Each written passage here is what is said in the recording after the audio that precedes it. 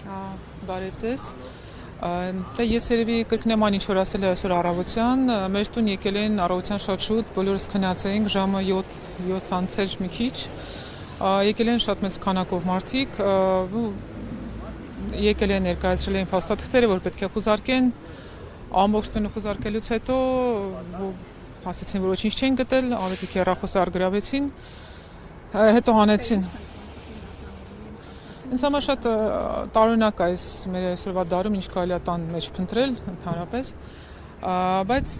հիմնականում թղթեր էին հանում, ոնց որ փաստաթղթեր էին երևի ինչ որ փնտրում։ Հետո երբ որ վերջում արձանագրեցին, որ ոչինչ չեն գտել, հանեցին ձերբակալության թուղթը, ասացին մենք էլ նաև եկել ենք ձեզ ձերբակալենք։ Փաստացի այդ ամեն ինչը տևել է երևի մի կես ժամ ոչ շատ դրանց ավել, ավետիքին դրանց հետո արդեն տարան։ Ի վերջո ինչ նպատակ են հետապնդում նման գործողություններով ձեր կարծիքով։ Ես կարծում եմ հիմա, քանի որ ընտրության արդյունքները եւ հարցականի տակ են դրվում եւ ընտրության մասնակիցների կողմից ընդդիմության բոլոր թևերի եւ մեծ կասկածներ կան նաեւ դիտորդների կողմից, իրենք փորձում են բոլոր ակտիվ մասնակիցներին այդ process-ի հնարավորին չափ լրացնել, իզոլացնել, որպեսզի իրենց ուզած արդյունք հասնեն։ Դա իմ անձնական կարծիքն է, այսինքն կողքից այդպես եմ թվում։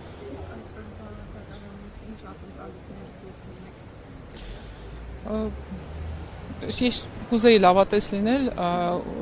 այդքան էլ լավատես չեմ, բայց կուզեմ սխալվել, այսպես ասած, հույս ունեմ, որ կալանք չի լինելու որոշումը վերջնական։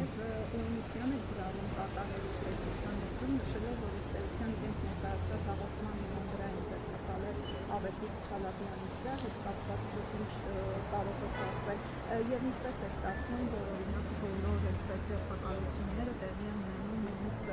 նրա ներկայացրած հաղորդման վրա։ Այդ անձնավորության մասին ճիշտ ասած չի ուզի հիմա խոսել, ինքը ներկայանում է որպես անկախ դիտորդ, ինձ թվում է ինքը ԿՊ-ի վստահված անձն է եւ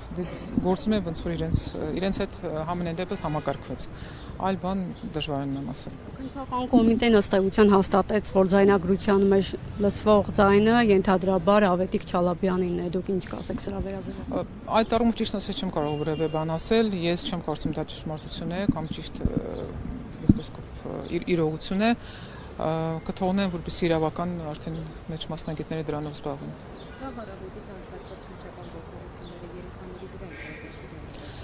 Երեխանին արթնացրել էին, ես չեմ ուզում որևէ, այսպես ասած, սուտ պնդում անել, իրենք հարգալից էին, երեխաներին արթնացրեցին, իրենց սենյակները փնտրեցին, բայց այնպես չէ, որ իրենց վրա ինչ-որ այլ տիպի ճնշում կար, ուղղակի տանը օտար մարդիկ էին ու երեխաների մի սենյակից մյուսն ենք տանում, որպեսզի իրենք կարողանան տունը ուզարկեն։